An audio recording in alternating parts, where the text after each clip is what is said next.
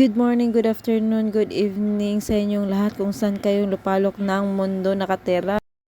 At yun na nga mga mare, si Daddy Mark may nakita na naman siyang bagong kainan dito lang sa may Caloocan.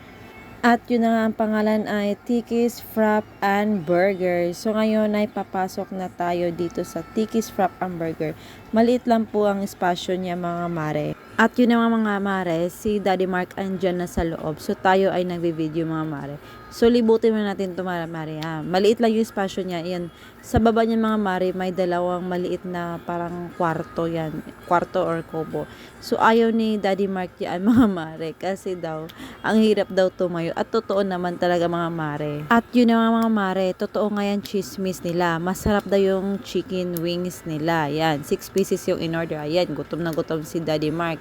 At ayaw niya mapavideo at wala siyang magagawa. Kasi ako ay may kailangan nito. At yun na mga mare, ito yung mga picture namin. Thank you for watching. Visit kayo dito. Thank you, thank you. Bye-bye.